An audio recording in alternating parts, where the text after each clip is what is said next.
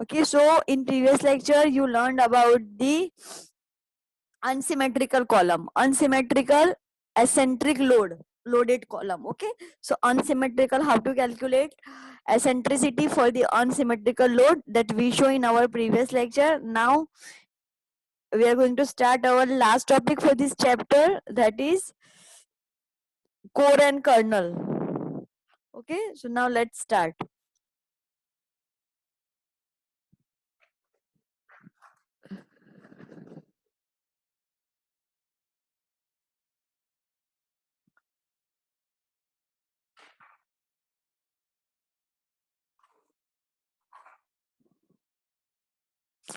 So first of all, what is core and what is kernel?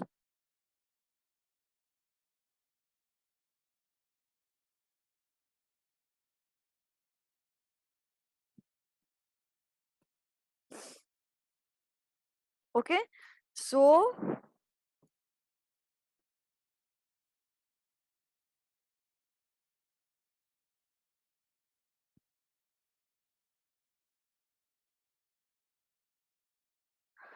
suppose here it is my column. Okay, suppose here it is my column.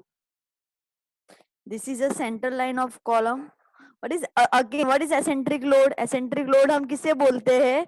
When the load is acting away from the center line of the column. Okay, so that load is known as eccentric load. Okay, so suppose here it is my column.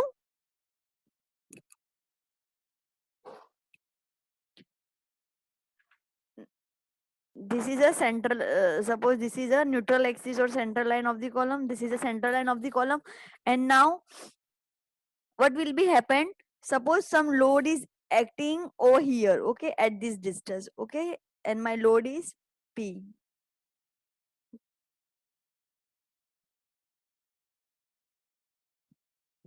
Okay, and this distance is E. Okay, so some P load is acting.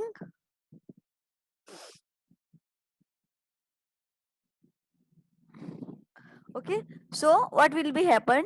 Due to this eccentric load, moment will be occur. Okay, moment will be produced, and what is the value of the moment? Moment is equal to P into E, that is equal to load into eccentricity.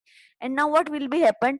जैसे जैसे मेरा जो eccentricity है, मतलब कि मेरा जो distance है, वो डिस्टेंस अगर बढ़ता जाएगा तो moment will be also increase. Okay, agar if my eccentricity is going to increase, then my moment will be also increase, because it is directly proportional to the eccentricity, right?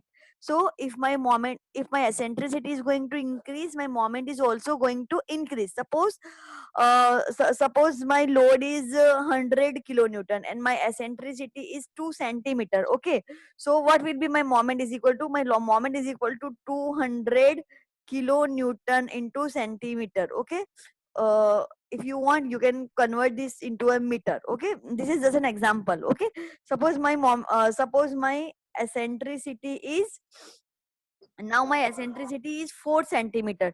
So what will be my moment? My moment is equal to what? That is equal to 400 kilonewton into centimeter. Okay, so as can we can say that as my eccentricity means के my value of E. Okay, अगर मेरी E की value increase हो रही है, so my moment is also going to increase. तो उससे क्या होगा? Moment से क्या होता है? मोमेंट की वजह से मेरा जो बीम है वो क्या करेगा, ऐसे इस डायरेक्शन में उसके ऊपर मोमेंट लगेगी. Okay, so if the moment is there, then what will be effect of this moment on to the beam? मेरा ये जो बीम यहाँ पे फिक्स है वो यहाँ पे फिक्स नहीं रहेगा, और ये जो एंड है ना, मेरा मेरा बीम का ये जो सॉरी मेरा कॉलम का ये जो एंड है वो क्या हो जाएगा, ऊपर लिफ्ट हो जाएगा, ऊपर उठ जाएगा. ओके, तो मेरा जो कॉलम है, मेरा कॉलम क्या होना चाहिए, जमीन के साथ फिक्स रहना चाहिए. ओके, अगर मेरा कॉलम किसी एक साइड पे ऐसे बेंड हो जाता है, ओके, मेरे कॉलम पे मोमेंट की वजह से कॉलम पे क्या इफेक्ट आएगी, ये जो मेरा कॉलम है वो इस तरह से. Okay, suppose here it is अ,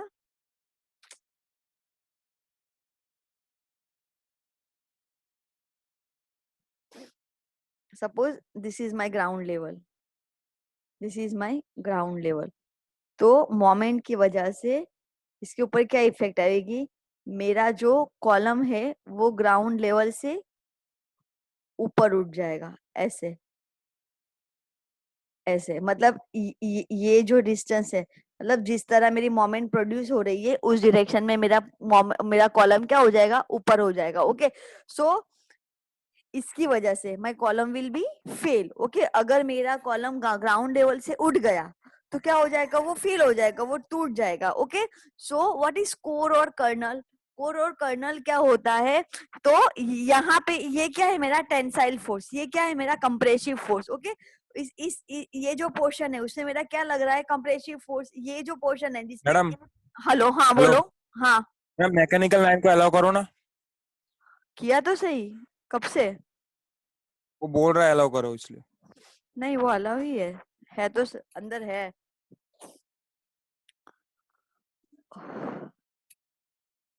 एक मिनट में देख लेती हूँ। आ गया मैम, आ गया वो। हाँ वही तो। मैम हो गया मैम। ओके ओके, तो what is the effect of moment? Moment की वजह से मेरा जो कॉलम है वो उसके बेस के साथ फिक्स रहना चाहिए, but due to the moment वो क्या हो जाता है, ऊपर लिफ्ट हो जाता है। Okay, so due to this reason my column will be fail. Okay, मेरा कॉलम इस वजह से फेल हो जाएगा। Okay, so what is core और कर्नल? कोर और कर्नल इसे कहते हैं कि ऐसा कोई डिस्टेंस कि उसके अंदर अगर मैं लोड लगाती हूँ तो मेरे कॉलम में टेंसाइल स्ट्रेस प्रोड्यूस नहीं होता, मतलब मेरा कॉलम क्या है, बेस के साथ फिक्स रहता है। सो मैम हाँ, मैम अर्चना वेटिंग रूम में, मैम एक्सेप्ट किया करो। किया किया। Yeah.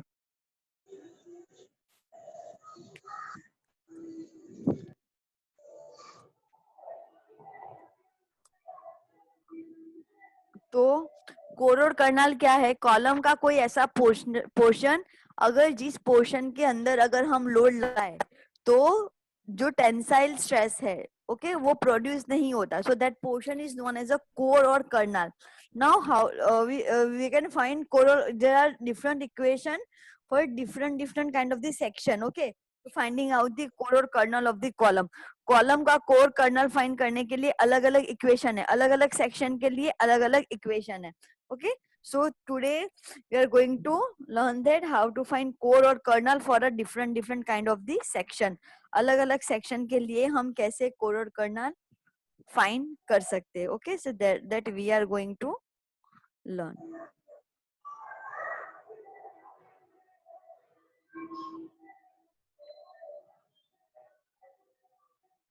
Okay, so that rule is also known as a middle quarter rule for the circular section. Okay, so that also known as a middle third rule or middle quarter rule. Okay, so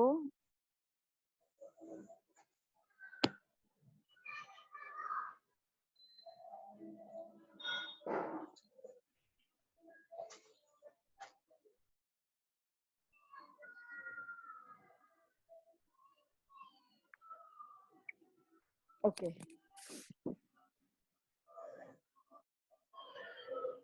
middle third rule for rectangular section और kernel of the section, इसे हम kernel बोल सकते हैं, core बोल सकते हैं।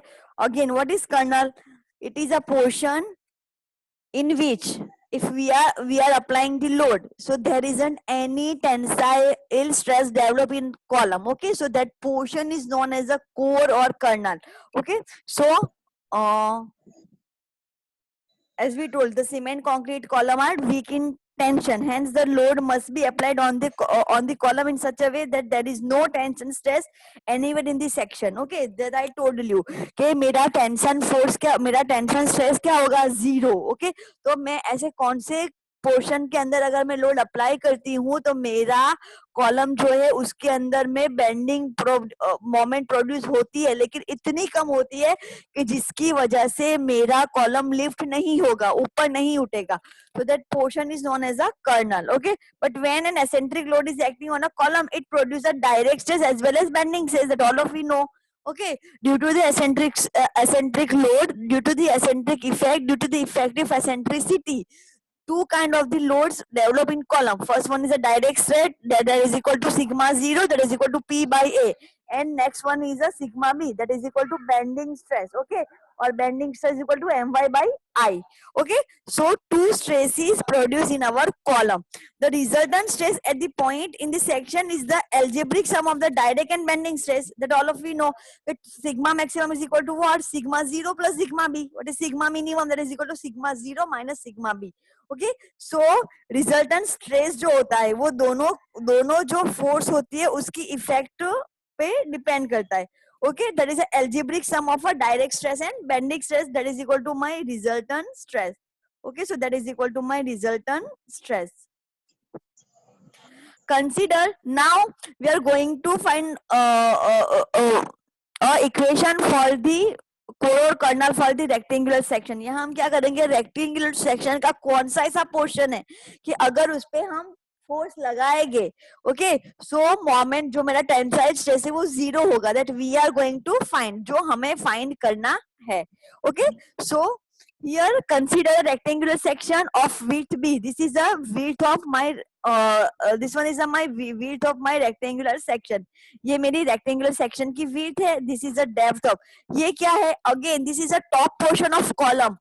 जो मेरा कॉलम ऐसे होता है ना, उसका ये जो टॉप पोर्शन है, ये वाला पोर्शन है. Okay, so this is a top portion of my column. Suppose this is my column, ये मेरा कॉलम है, तो उसका जो ये टॉप पोर्शन है वो यहाँ पे दिया है. ओके, सो हम जो भी कैलकुलेशन करेंगे that is for only this section, वो हम इस सेक्शन के लिए करेंगे, टॉप पोर्शन के लिए करेंगे. Okay, so here it is a B is equal to this width of my column, D is equal to depth of my column. Okay, so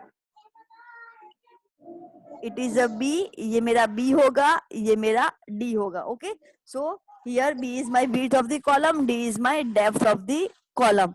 okay, now let this section is subjected to a load which is eccentric to the axis YY. Now what we are assuming? We are assuming कि मेरे इस column पे YY axis को eccentric है, मतलब YY axis से E distance पे कोई लोड लग रहा है. Okay, so we are assuming on this my section some load is acting at YY at the E distance, some eccentricity, मतलब मेरी ये जो YY एक्सिस है. Okay, so this is YY axis, this one is YY axis. So Y axis से E distance पर मेरा कोई load लग रहा है. Okay, so my eccentricity is E. P is equal to eccentric load acting on the column. Okay, so P is my load, E is equal to eccentricity of the column, A is equal to area of the column. What is area? That is equal to B into D. Now all of we already derived this equation in our previous theory, right? What is sigma minimum? Sigma minimum is equal to what? That already we derived. Okay, ये हमने derive किया है हमारे अगले theory में. तो my sigma minimum is equal to P by A 1 minus 6E upon B. Okay, that already we derived. Okay, ये sigma minimum क्या होता है? This is a stress due to tensile force. Okay, tensile stress क्या होता है मेरा sigma minimum? Compressive stress क्या होता है मेरा सिग्मा मैक्सिमम. ये भी मैंने आपको अगले थियरी में समझाया है कि मेरे कॉलम के अंदर जो सिग्मा मिनिमम होता है, this is stress produced due to tensile effect. And what is sigma maximum? It is a stress produced due to the compressive effect. So sigma maximum or sigma minimum. So here in this numerical, my sigma minimum is equal to P by A 1 minus 6E upon B. Okay, so what is the condition for no tension condition? कि मेरा tensile stress 0 होगा. If my tensile stress is 0, that means what? That means my sigma minimum is equal to 0. Okay, मतलब मेरा sigma minimum क्या होगा? If my sigma minimum is equal to greater or equal to 0, then and only no tension condition will be produced in my column. Okay, again, समझ आ रहा है? Are you getting what I'm saying? What I'm trying to say? समझ आ रहा है? Yes, ma'am. Okay. Yes, ma'am. Okay, तो column में एक तो दो अगर मेरे कॉलम पे एसेंट्रिक लोड लग रहा है तो there will be two stresses will be produced in my column. First one is sigma 0, next one is sigma B. Okay, दोनों की कंबाइंड इफेक्ट होती है, रिजल्टेंट स्ट्रेस होता है, वो दोनों का अलजेब्रिक सम होता है. Okay, sigma 0 plus sigma B. Okay, अब उसके अंदर एक तो दो स्ट्रेसेस प्रोड्यूस होते हैं क्योंकि उसके अंदर मोमेंट प्रोड्यूस होगी, मोमेंट की वजह से मेरा कॉलम क्या होगा, एक साइड पे बेंड होगा। ओके, तो उसकी वजह से मेरे कॉलम के अंदर सिग्मा मिनिमम और सिग्मा मैक्सिमम दो स्ट्रेसेस प्रोड्यूस होते हैं। What is my sigma minimum? That is a stress produced due to the compressive load. What is the sigma minimum? That is a stress produced due to the tensile effect. Okay, अगर मेरे column में no tension condition चाहिए, no tension मतलब क्या होता है, tension बिल्कुल develop नहीं होता।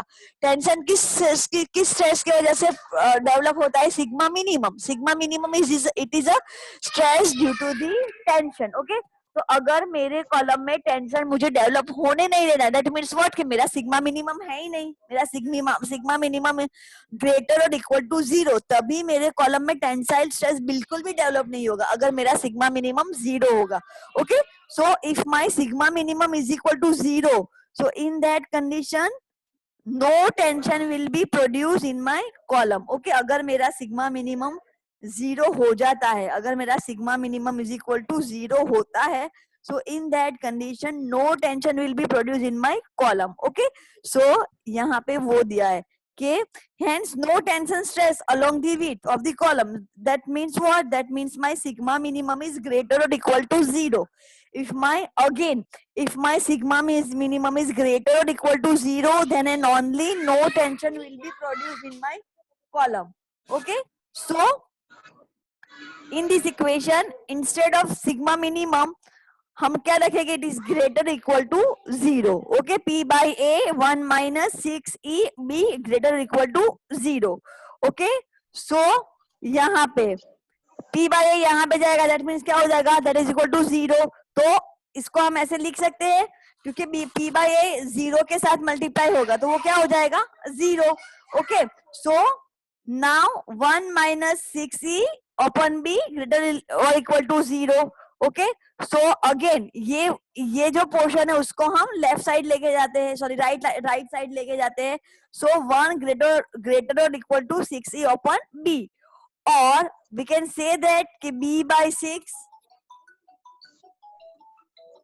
we can say that कि B by 6 greater or equal to E, or we can say that कि my eccentricity, if my eccentricity E is equal to less or equal to B by 6, मतलब मेरा B क्या है? This is my portion B. तो मेरी suppose मेरा B है, suppose मेरी विड्थ ऑफ कॉलम है 200 mm. ओके, तो if my eccentricity E is equal to 200 divided by 6. Okay,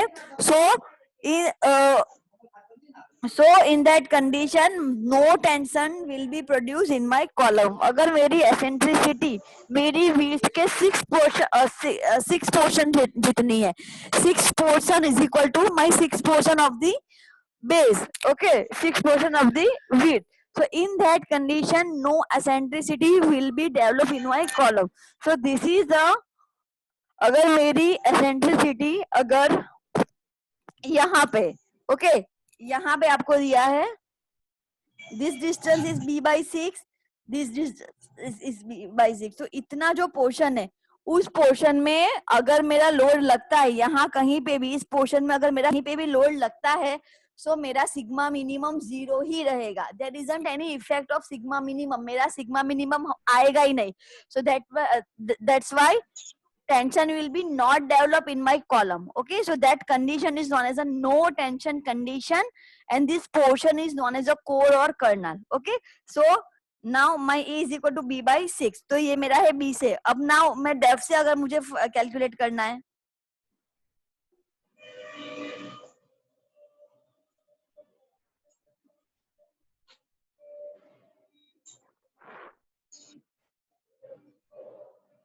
okay, अगर ये सेम इक्वेशन के अंदर अगर हम ये same suppose my now suppose my load is acting over in this case, मेरा लोड कहाँ पे एक्ट कर रहा था? वाई एक्सिस से ई जितनी डिस्टेंस पर, एसेंट्रिक डिस्टेंस पर. मेरी एसेंट्रिसिटी अगर ई है and my load is acting at E distance, मतलब एसेंट्रिसिटी ई है, तो in this case my load was acting, my eccentricity was from the y axis. Okay, अगर मेरी eccentricity, now my eccentricity is from the e x distance, अगर मेरी eccentricity e क्या है? x distance से कोई distance है e. Okay, my load is acting somewhere at E distance from the X axis, अगर मेरा लोड एक्स एक्सिस से किसी एसेंट्रिक डिस्टेंस, किसी ए डिस्टेंस पे लग रहा है, तो same in this same equation मुझे क्या रखना होगा, सिर्फ बी की जगह पे मुझे क्या करना होगा, डी रखना होगा.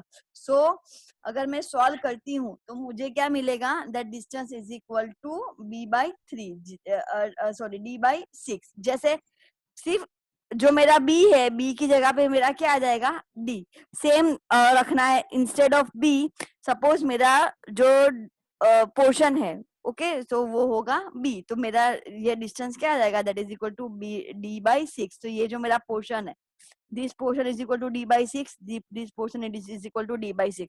तो यहाँ से ये जो this portion is known as a core और कर्नल. ओके, यहाँ से b बाई 6, यहाँ से b बाई 6, यहाँ से d बाई 6, यहाँ से d बाई 6. तो ये जो मेरा पोर्शन है, अगर इस पोर्शन के अंदर मैं कहीं पे भी लोड लगाऊंगी, so no tension will be develop in my column. अगर इस पोर्शन में मेरा कहीं पे भी लोड लगता है तो मेरे कॉलम के अंदर टेंशन डेवलप नहीं होगा. So that's why this portion is known as a core और kernel of the section. Okay, इस पोर्शन को हम बोलेंगे कोर और कर्नल ऑफ द सेक्शन.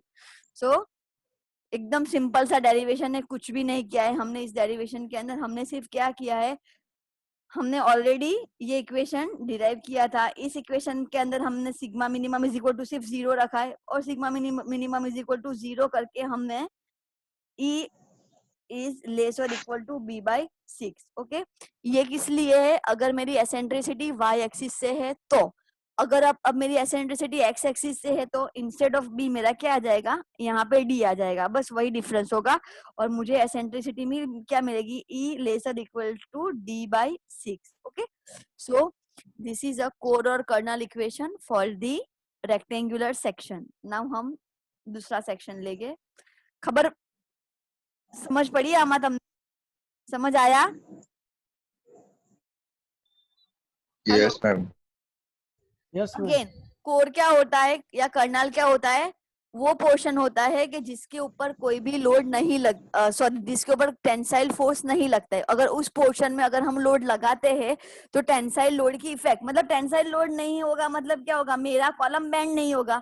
मेरा कॉलम क्या होगा, मेरे कॉलम पे अगर एसेंट्रिक लोड लगता है, मतलब अगर मैं यहाँ पे सेंटर में लोड लगाती हूँ तो कोई भी एसेंट्रिक इफेक्ट आएगी नहीं, मतलब मोमेंट प्रोड्यूस ही नहीं होगी. लेकिन क्या होगा, अगर मैं इस पोर्शन पे भी लोड लगाती हूँ ना, तो मोमेंट प्रोड्यूस होगी, बट बहुत ही थोड़ी सी. ओके, एकदम थोड़ी सी मोमेंट प्रोड्यूस होगी कि जो मेरे कॉलम को बेंड नहीं करेगी, मेरे कॉलम को फिक्स ही रखेगी, बेस के साथ फिक्स रखेगी. ओके, सो ऐसा पोर्शन के जिसके अंदर अगर मैं कहीं पे भी लोड लगाती हूँ, मेरा कॉलम जो मेरा बेस है, जो मेरी जमीन है, फाउंडेशन है, उसके ऊपर एज इट इज ही रहेगा, वो ऊपर लिफ्ट नहीं होगा. So that portion is known as a core और कर्नल. और हमें वो पोर्शन फाइंड करना है अलग अलग सेक्शन के लिए. तो first we found that section for the rectangular section. Okay, now core kernel for the circular section. This is a circular section.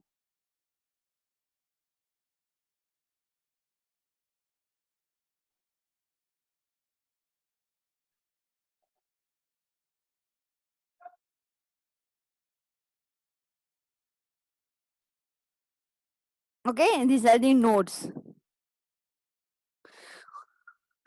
What is first? If my direct stress is equal to sigma 0, that is equal to P by A, is equal to the bending stress. मतलब मेरा sigma 0 is equal to sigma B होता है. Then the tensile stress will be 0. But obvious, मेरा sigma 0 same है, मेरा sigma B same है. Okay, तो sigma minimum is equal to what? That is equal to sigma 0 sigma 0 minus sigma b. तो that is equal to क्या हो जाएगा, मेरा 0 हो जाएगा. अगर मेरा bending stress और direct stress, if my both stress will be same, so in that condition मेरा sigma मतलब मेरा sigma minimum 0 कब होगा. Okay, if my sigma 0 is equal to sigma b, then my sigma minimum is equal to 0. Second, if direct stress sigma 0 is more than the bending stress, अगर मेरा sigma 0 क्या होता है, sigma b से ज्यादा है, if my sigma 0 is greater than the sigma b, then the stress through this section will be compressive. क्योंकि मेरा stress क्या आएगा, positive. because my sigma minimum is equal to what? Sigma minimum is equal to sigma 0 minus sigma b. अगर मैं ऐसे करती हूँ तो मेरा आंसर क्या आ जाएगा? पॉजिटिव. अगर मेरा सिग्मा 0 ग्रेटर देन है सिग्मा b करता तो मेरा आंसर क्या आएगा? Positive. So in that condition अगर मेरा आंसर पॉजिटिव आता है दैट मीन्स कौन सा स्ट्रेस है? मैंने आपको पहले ही बताया, that is a compressive stress. Okay, so then the stress section will be compressive. मेरे सेक्शन के अंदर compressive stress होगा. if the direct stress sigma 0 is less than sigma b, अगर मेरा sigma 0 sigma b से less than है तो मेरा जो stress produce होगा वो क्या होगा? negative. then there will be a tensile stress. hence for no tension condition मेरा sigma 0 it should be greater or equal to sigma b होगा. then and only no tension condition will be produced. Okay ये आपको MCQ में या फिर viva में पूछ सकते हैं. In which condition no tension stress will be develop. Okay, कौन सी कंडीशन होगी जिसमें मेरा कॉलम के अंदर से टेंशन डेवलप नहीं होगा? अगर मेरा सिग्मा 0 मतलब मेरा direct stress it should be greater और इक्वल टू सिग्मा बी. मेरा डायरेक्ट स्ट्रेस या तो बेंडिंग स्ट्रेस जितना होना चाहिए या तो बेंडिंग स्ट्रेस से बड़ा होना चाहिए. Then only compressive stress will be develop. अगर मेरा डायरेक्ट स्ट्रेस बेंडिंग स्ट्रेस से लेस देन है तो मेरा आंसर क्या आ जाएगा? नेगेटिव. नेगेटिव आंसर मतलब क्या होता है? Tensile stress. Okay, if my sigma 0 is less than sigma B then tensile stress will be develop in my section. समझ आया? Okay, so that is a condition for no tension condition. No tension condition की no tension के लिए condition क्या है कि मेरा my direct stress मतलब sigma 0 is must be greater or equal to sigma b. that is a condition for no tension. okay, so my sigma 0 must be greater or equal to sigma b. now the next middle quarter rule for the circular section or kernel for the circular section or core for the circular section. हम इसे core बोल सकते हैं, colonel बोल सकते हैं. Middle first rectangular section it is equal middle third. Middle third rule क्यों होता है? बिकॉज के मिडल से थर्ड जितने पोर्शन पर मेरा जो कर्नल होता है वो होता है. ओके, ये जो है ये सेंटर लाइन से कितने डिस्टेंस पर है? d/3. अगर मेरा टोटल डिस्टेंस अगर d/6 है, ओके, तो ये जो डिस्टेंस है मेरा सेंटर लाइन से वो क्या हुआ? d/3. This distance is d/3. Centre line से ये जो डिस्टेंस है that is equal to d/3. That why this is known as a middle third rule. Okay, rectangular portion के लिए जो मेरा कर्नल है it is known as a middle third rule. Now for circular section it is known as a middle quarter rule. मतलब middle जो centre line से है उससे middle quarter rule. Okay, circular section के लिए जो मेरा कोर और कर्नल होगा वो होगा middle quarter. Because centre line से वो कितने डिस्टेंस पर होगा? d/4. This distance is equal to क्या? ये जो डिस्टेंस है ना मेरा वो होगा d/4. That's why it is known as a middle quarter rule. Okay,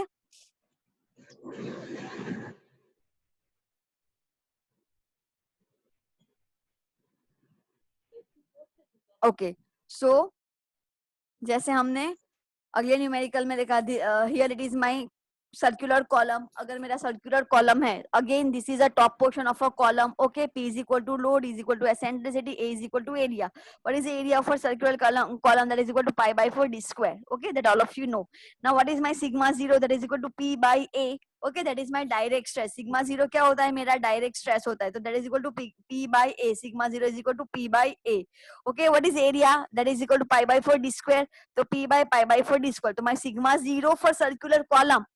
okay, ये मेरा सिग्मा 0 होगा only for the circular column. That is equal to 4p/pi d square. Okay, so this is my sigma 0 for circular column. Now what is my moment? My moment is equal to p/e.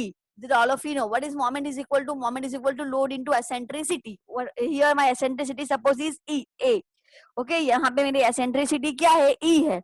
Load मेरा p है तो m is equal to p into e. Okay, so now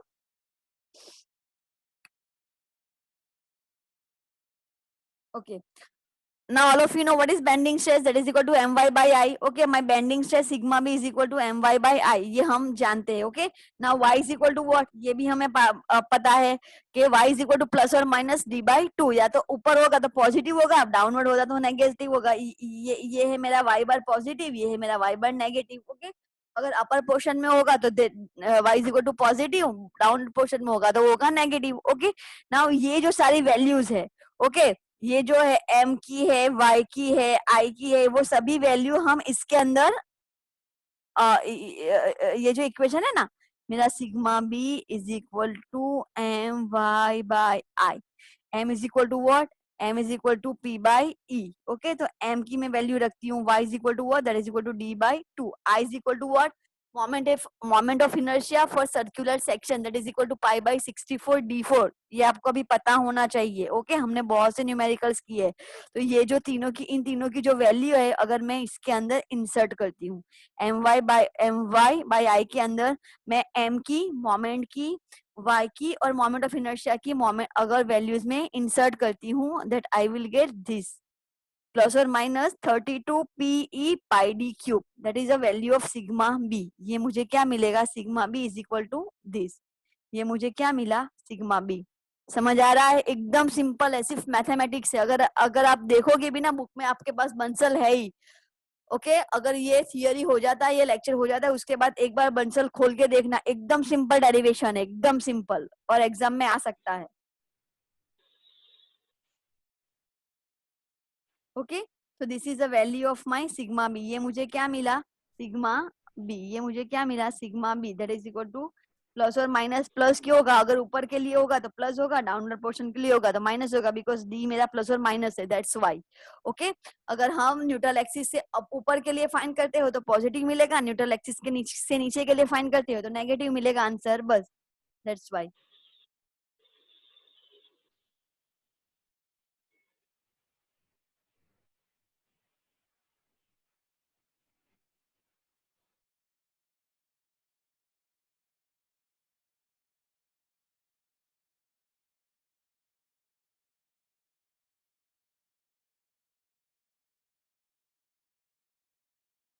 Okay, now what is sigma minimum is equal to, that all of you know.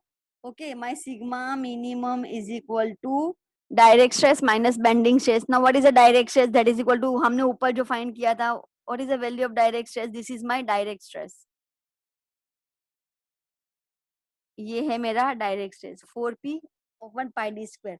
Okay, so my direct stress is equal to what, 4p upon pi d square. What is my bending stress, यहाँ पे जो है, that is my bending stress, so that is equal to 32p upon pi d cube.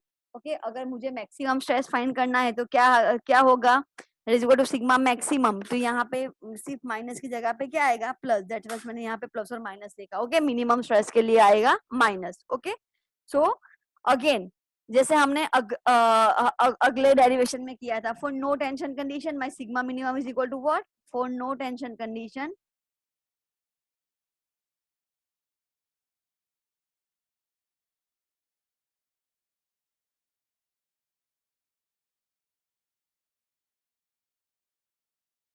for no tension condition my sigma minimum is greater or equal to 0. Okay, तो यहाँ पे instead of sigma minimum मैं क्या लिख रही हूँ, greater और equal to 0. For no tension condition मेरा सिग्मा मिनिमम या तो 0 होगा या तो 0 से बड़ा होगा. अरे okay, right. So for no tension condition my sigma minimum is equal to greater और इक्वल टू 0. सेम हमने जैसे अगले न्यूमेरिकल में किया था. ओके, सो ये जो इक्वेशन है, दैट ग्रेटर इक्वल टू 0.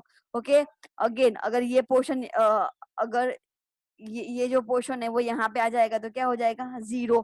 तो 1 minus 8d by D, that is equal to 0. Okay, that is equal to greater और equal to 0. This is not d, this is e. यहाँ पे ये e है, एसेंट्रिसिटी है, बुक के अंदर रॉन्ग है. ओके, करेक्ट कर लेना. Okay, so 8e by D. Okay, तो 1 minus 8e by D is equal to greater और इक्वल टू 0. और वो तो मेरा आंसर क्या आ जाएगा, हमारी इस eccentricity e is equal to less और equal to d by 8.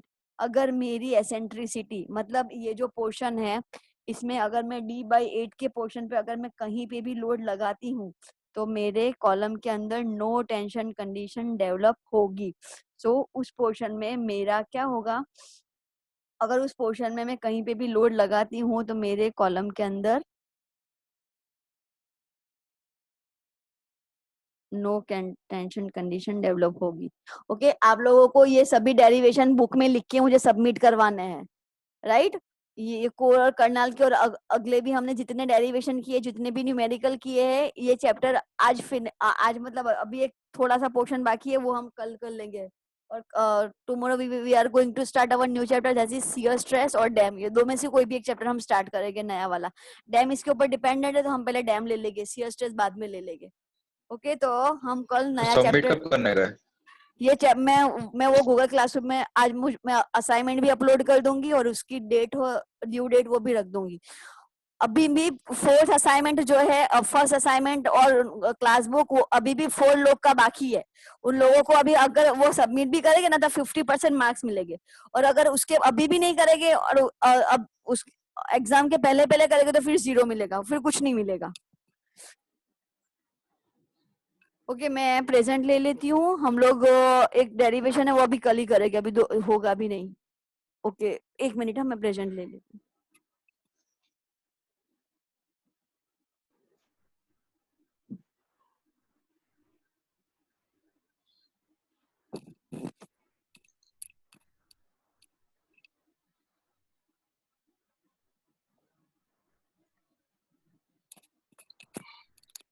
Okay, civil 1 number. Present, ma'am. Okay, 2 number. Civil 3। Present, ma'am. 4। Present Archana, ma'am. तेरा भी असाइनमेंट बाकी है, क्यों सबमिट नहीं किया? Civil 5 number. Present, ma'am. Okay, civil 6 number. नहीं है। 7 आता ही नहीं है। 8 किशन है। 9 10 11 मैकेनिकल 1 2 3 प्रेजेंट मैम। 4 आइए। 5 present ma'am. 6 Present, ma'am. 7 present madam. 8 present ma'am. 9 present ma'am. 10 present ma'am. 11 नहीं, वो तो लेफ्ट है। 12 प्रेजेंट। सिद्धार्थ नहीं है। 13 प्रेजेंट मैम। ओके, ये जो दोनों डेरिवेशन किया वो आज बुक में आज के आज लिख लेना और देख लेना, इजी है। ओके, और सबमिट। हाँ, ये आप जो असाइनमेंट है तो उसके साथ ही बुक का सबमिशन करने मैंने का अलग मैंने करना है। पहले से बोला है कि बुक है ने जो आपका पोर्शन है उसके अंदर बुक, अगले पोर्शन में बुक बनाओ और बुक के